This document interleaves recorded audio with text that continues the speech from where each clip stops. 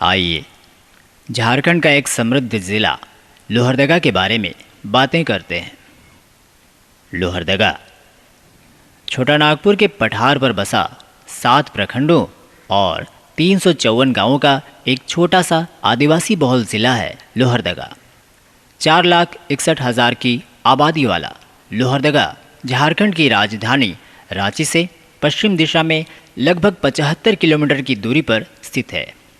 झारखंड राज्य के दक्षिण पश्चिमी हिस्से में स्थित 1491 वर्ग किलोमीटर के क्षेत्रफल में फैली लोहरदगा की शस्य श्यामला धरती का इतिहास और भूगोल दोनों बहुत समृद्ध रहे हैं। 17 मई 1983 को तत्कालीन रांची जिले के 3 हिस्से करने पर लोहरदगा ज़िला अस्तित्व में आया, लेकिन लोहरदगा का इतिहास इसके ज़िला बनने से सदियों पहले का रहा है। प्राचीन काल से ही भारत भूमि के इतिहास का लोहरदगा एक विशेष हिस्सा रहा है। 1857 के स्वतंत्रता संग्राम में भी लोहरदगा ने देश के साथ कदम से कदम मिलाया और असंख्य कुर्बानियाँ दीं।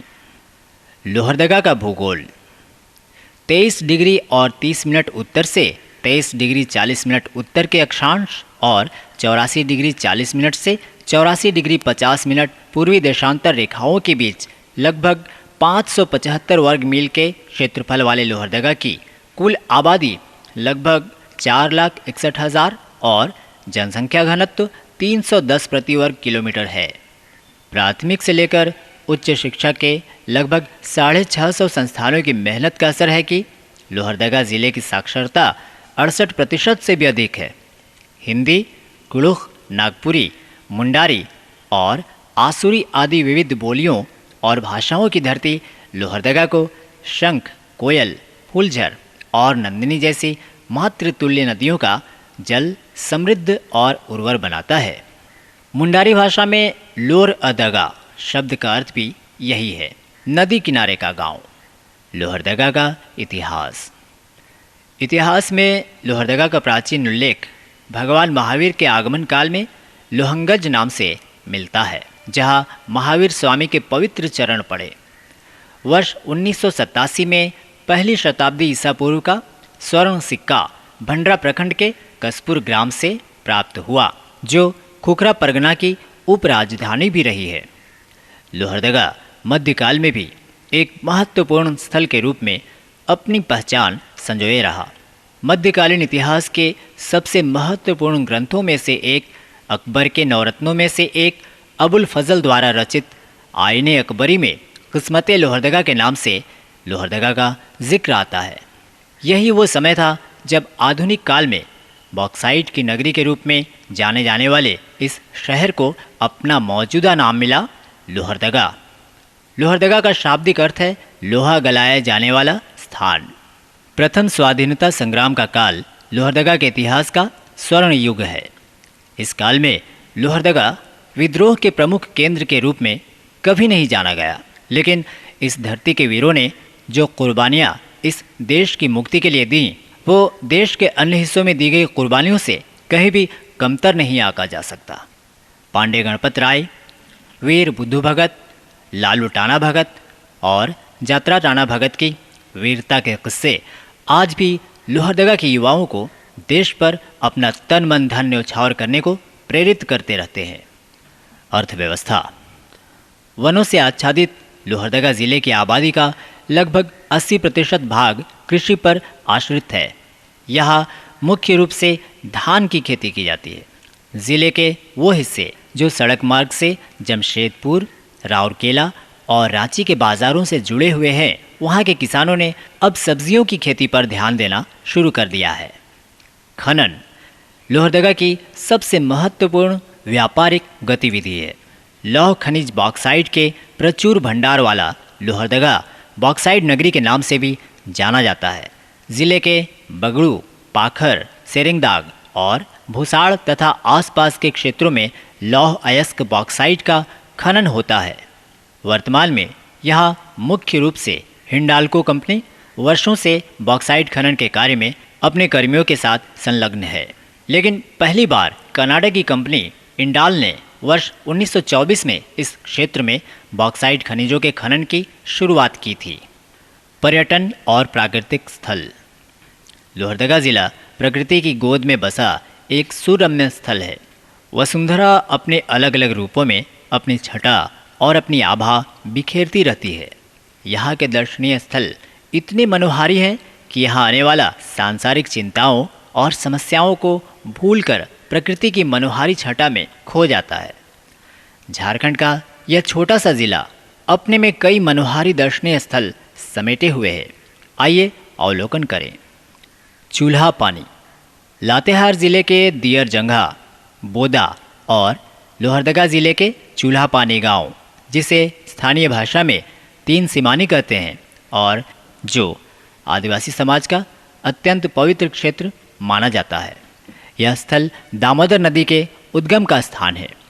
एक चूल्हे की आकृति का दिखने के कारण यह स्थल चूल्हा पानी कहलाता है।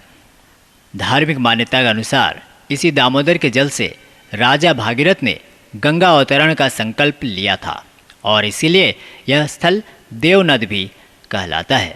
भूगर्भ शास्त्री इस क्षेत्र के पत्थरों को आर्कियन काल का मानते हैं। लावा पानी जलप्रपात। जिला मुख्यालय से करीब 45 किलोमीटर दूर पेसरार प्रखंड के मदनपुर के निकट लगभग 400 मीटर नीचे 12 से अधिक चरणों में गिरते हुए इस प्रपात का जल मालहन नदी में गिरता है। धरिया जलप्रपात। दक्षिणी कोयल की सहायक नदी फुलझर का उद्गम स्थल यह सुंदर रमणीक प्रपात के अर्रू चटकपुर में स्थित है। इस क्षेत्र में बॉक्साइट के अतिरिक्त चूना पत्थर भी पाया जाता है। केकरांग जलप्रपात। जिला मुख्यालय से मात्र 20 किलोमीटर दूर स्थित इस जलप्रपात से प्रथम स्वतंत्रता संग्राम के महानायक वीर बाबू कुंवर सिंह की यादें जुड़ी हुई हैं। अपने अंतिम लोहरदगा यात्रा में अपनी बहन रूपम कुंवर से मिलकर जाते हुए उन्होंने इसी मनोहारी प्रपात के समीप अपना पड़ाव डाला था। नंदनी जलाशय।